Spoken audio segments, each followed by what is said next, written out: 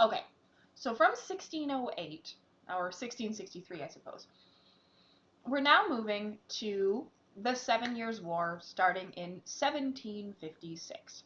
Don't worry, I'm not worried about that date. Wanted you guys to have sort of some context for that. So there's about 100 years of this sort of colonial French policy in Canada. And then the 7 Years' War starts, which doesn't last for 7 years, but don't worry about that part. This is a war that's largely fought between European powers. So this is relevant to what's going on in Canada. This is a war between the French and the British.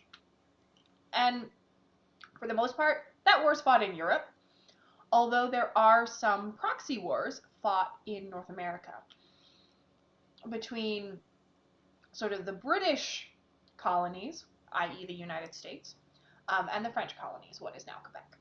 For the most part, that war is fought between indigenous proxies on both sides. So the Hurons are sort of bribed and coerced to go to war for the French, and the Iroquois are sort of bribed and coerced to go to war for the English. So what the 7 Years' War mostly looks like when it's being fought in North America is a war between the Huron and the Iroquois. So that's not really something that affects most people's lives. However, the French and the British settle their grievances in this war in 1760. And one of the conditions of that settlement is that France give up its colonies in North America. So that basically means that what is now Quebec becomes a possession of the British Crown. So the British Crown is now responsible. And in 1760, no one really cares, right? This gets settled with the Treaty of Paris in 1760, and no one really cares living in Canada. Because for the first 3 years, the Brits really don't do anything. Mostly because they're still busy fighting the 7 Years' War with other European powers, and they're sort of going to leave Quebec alone for right now. But then, in 1763, they enact something called the British North America Act. And this is coming very much from Britain's perspective of what makes a good and stable society. Okay, so if you don't know a lot of European history, it's really important to understand that a lot of British history revolves around tensions between Catholic Scotland and Protestant England and Catholic Ireland and Protestant Ireland. And so Britain is pretty used to having to deal with that kind of tension, and they've come to the conclusion that a better way to create a society without those kinds of tensions, without that kind of civil strife and civil unrest, is to make sure that the population of a given country is relatively homogenous, right? That means they want everyone to speak the same language, they want everyone to have the same religion, they want everyone to have the same beliefs, and they want everyone to have the same desires for what's going on in society. That idea of assimilation is really important to understand in terms of society and sort of this, in terms of how Canadian colonization works. We will absolutely get to it when we talk about Indigenous populations. But for now, understand that that idea of homogeneity is what's driving the British sort of idea here.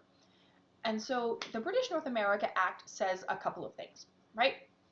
And in their attempt to assimilate the Francophones, they're trying to convince them to just adopt British norms and culture. So one of the things that they say is that what's going to happen here is British law, so British common law, British criminal law, and you're going to have to be Anglophone and Protestant to be able to hold civic office and to practice certain professions. So if you want to be a doctor, you have to be Anglophone and Protestant. If you want to be a lawyer, you have to be Anglophone and Protestant. If you want to be the mayor, you have to be Anglophone and Protestant. And that's an intentional strategy to attempt to assimilate the Francophones, because the idea is basically that if that's the law you put in place and you still want to be a lawyer or the mayor, you'll just convert, you'll just change your religion, and you'll just learn English. That's the intention.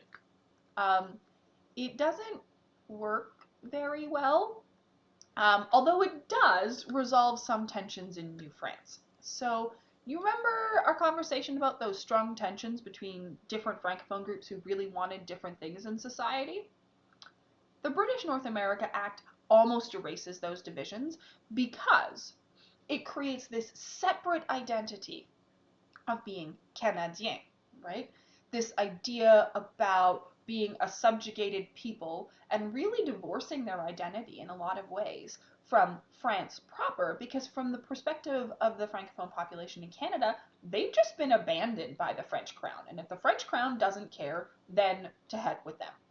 So they create this sort of really strong identity in Canada as being Francophone and distinct, um, but as being sort of subjugated by the English and being oppressed by the English.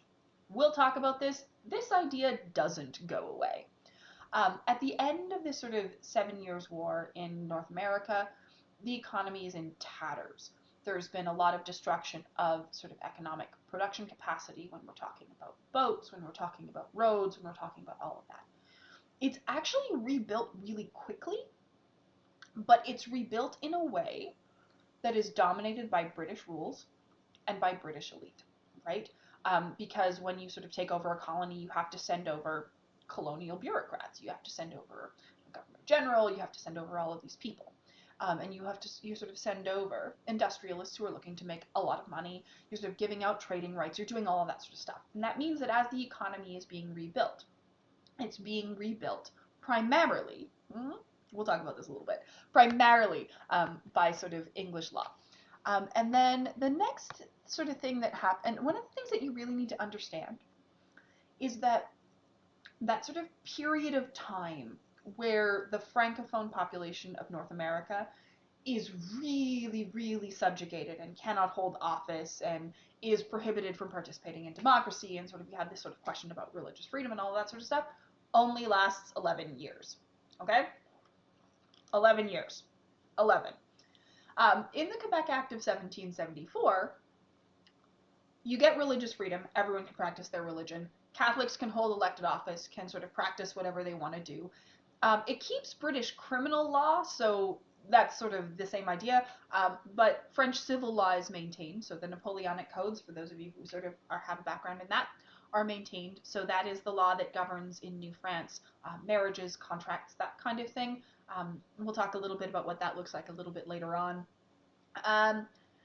It also sort of expands what is now the boundaries of Quebec to include Labrador, most of the territory around the Great Lakes, and into the Ohio River Valley. And oddly enough, this is not actually about the Francophone population. And if you have any idea about where the Francophone population of Canada and North America lives, you're like, yeah, no, they don't live much south of the Great Lakes. That's not sort of how that works. That expansion is actually designed to attempt to avoid provoking the ire of the indigenous populations, because the British North America Act has a very clear stipulation. And we will talk about this as we sort of go forward, because it's very clear and not very often something that that the British population actually did. Okay? It has a very clear stipulation that you are not allowed to settle land that has not already been ceded by treaty. Which means that until you have a treaty with an indigenous group, settlers were not supposed to build farms, they were not supposed to occupy land, they were not supposed to sort of profit from that space, because as far as the British North America Act is concerned, that land is under indigenous title. The Queen owns it, but settlers can't go there. Okay, so for those of you who don't follow a lot of geography, agriculturally, the land just south of the Great Lakes and in the Ohio River Valley is really, really, really, really fertile. To be fair, the land here in Alberta is better, but nobody knew it existed at this point. So one of the things that the British Crown was trying to do there was sort of to create some limits to avoid provoking the indigenous populations, and it didn't work very well. We'll talk about that when we talk about British settlement in Canada, but it didn't work very well. And the other thing that sort of happens in this sort of conversation is that it is not exactly a beginning, but certainly something that adds to tensions between what is now Quebec and sort of what is now Canada and the United States. Because the United States is not particularly happy about this sort of intentional expansion of territory, right? Because that's essentially Britain saying, yeah, we've got this big chunk that belongs to these Francophones over here. And the US is pretty expansionist. We'll sort of talk about that idea about expansionism in a bit. But there's that sort of idea of expansionism. And the other thing too is to remember that the population of what is now the United States is largely Protestant, and there's a lot of therefore religious and linguistic tensions between the Anglophones and the Francophones, as well as between the Protestants and the Catholics of this environment. So that's sort of this war with New France moving up to the Quebec Act of 1774.